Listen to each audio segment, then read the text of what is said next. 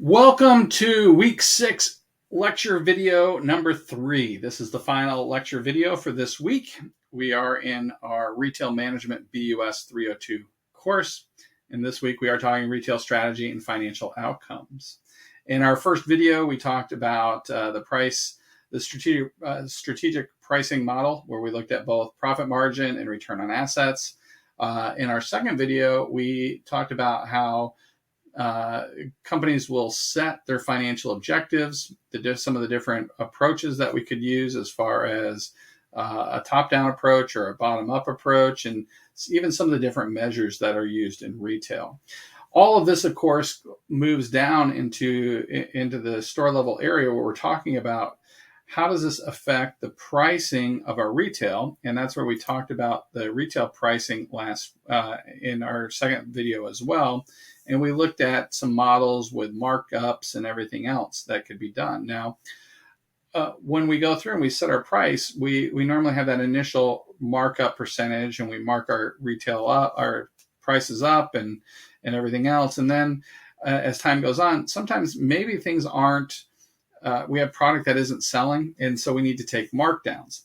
And so when we start looking at taking markdowns, why do companies do this? Well, maybe we just need to clear out some old merchandise. Maybe it's a promotion, right? Maybe it's a sale. Like a sale is a markdown, so we're marking down for a sale. And we need to decide, okay, well, how do we optimize this? Well, there are retailers that just have arbitrary rules. We're going to do this to get, and other companies use the optimization software to predict things. And I use the example of the Dockers pants, right, where you have a certain size that's not selling. So we mark down that size, and then we sell it out, right? Those kind of things. So markdown. So these are a couple reasons. And then, another thing could be, as you're going through a software, maybe because the software program you can have like decades of data in the software, the software realizes that winter coats aren't selling as fast as they have in the past. So in order to get rid of that, make sure we don't have any left at the end of the season, what the system does is it suggests markdowns be taken at a certain point. So again, this is where software can be used to help optimize your profit and also inventory management. So you can use markdowns to maybe speed up some inventory turnover as well. So again, we're looking at markdowns, but to be honest, you don't really want to take a lot of markdowns, because it's going to reduce your margins overall, right? So some things that you could do is buy less inventory from a vendor, right? And say, okay, we're going to order again in the future. Now, the problem with doing that is if you don't have the inventory when you need it, then you're going to be sold out, you'll miss some things. So the key, again, is to offer good value. And so you can coordinate with vendors, for deliveries, ordering. Sometimes vendors will help you maintain your margins, and they have some markdown money where they will pay back a certain amount through future purchases and things like that. So there's a lot of different ways that you can manage this. But again, markdowns are going to hit your bottom line because you're earning less per product. Now, the other thing that you can do is liquidating your merchandise. Now, if you're not selling, if you have a lot of merchandise that's just not selling, you need to take a markdown. You need to get rid of it. But before you do that, you may want to try and return to the vendor, right? So if you can return to the vendor and get a full credit, that's a whole lot better, right? Selling it on the internet, if you could get rid of it that way, that might help as well to, protect your margins.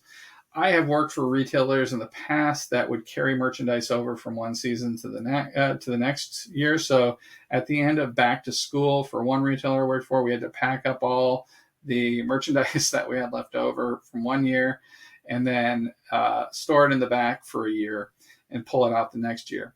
Which that way you protect your margins, but you've got to store it, which is hard because it takes up valuable space in your back room, right? So there's those things. You can also donate it to charity. Now, as a company donating it to charity, It looks great as, there's a lot of PR there, but you do get the tax deduction. You would donate that at the cost of the inventory. So you do get the tax deduction, which could be helpful. You also could just sell it to another retailer, right? So go to a Big Lots or one of the salvage places, right? That's another way to get rid of some merchandise. Now, there's also this other thing called dynamic pricing, and that's that where we charge different prices for goods based on time of day, week of, right? So this is automobile dealers, internet dealers are using this somewhat. Individualized pricing, though, or dynamic pricing can come back to really hurt you in the long run, because if customers are saying, hey, I got this at this price, and then the next person paid something different, and they start comparing, then you have some customers that are not happy. One of an internet site that's really focused on that is, I think it's Kayak, where you're trying to book rooms. And if you go, they point out that they look at all these different search engines, because if you book a room on this one, it'll be different than the booking the price on this run, and they'll do the best to get the price for a room. So so they're kind of highlighting this fact of dynamic pricing is out there, and because of it, that consumers just need to be aware and try and protect themselves. So now, other ways that we can use pricing to increase our sales and profits, right? So we can take some promotional markdowns, right? That's a sale where you're saying, hey, come on in, you can get this now. Clearance markdowns for fashion merchandise. This is one of those things. There are people, and not just fashion merchandise, but seasonal merchandise.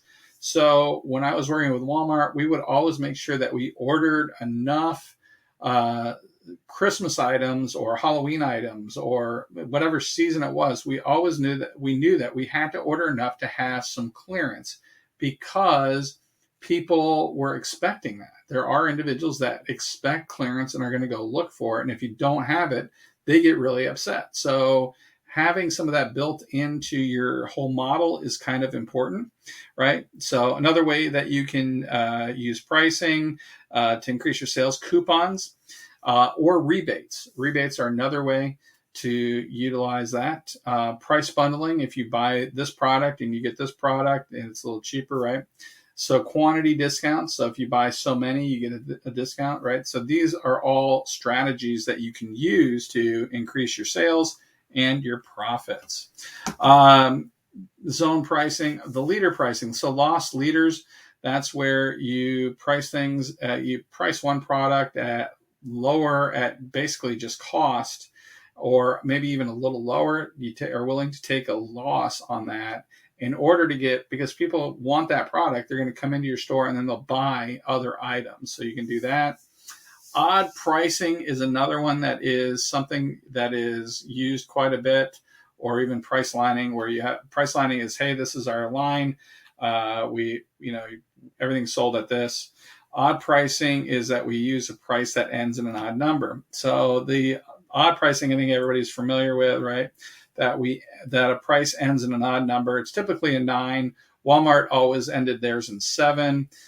To be honest, most people don't notice that too much, right? So, but anyway, it's something that retailers believe. It's that old thought. So you can use that as, some pricing techniques to maybe increase your profits and sales. Now, the big things with ethical and legal issues. Number one, you don't want to, do not be deceptive, right? So, deceptive. So a reference point is a price which buyers compare the actual selling price, right? So don't be deceptive in your pricing. Don't predatory pricing. That's bad. Bait and switch tactics, that's huge, where you'd have companies say, oh, sorry, weren't able to get that in, but we have this one instead, right? These are issues. So you have to really be careful.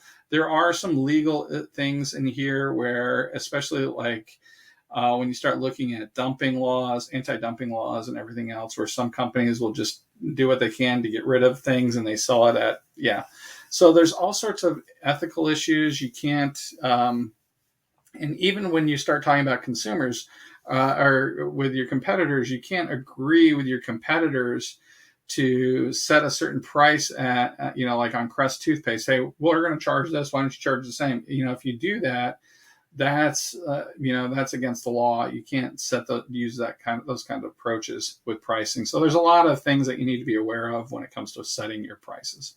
And that really brings us to the end of our week 6 information as we start talking about as we're talking about these financial issues and your strategy and how these two areas connect and relate. Now, where we're going to be going into next week is we're actually going to spend some time next week, and we're going to talk about actual merchandise management. As retail managers, we do need to manage our merchandise. So that's what we're going to look at next week. Look forward to seeing you then.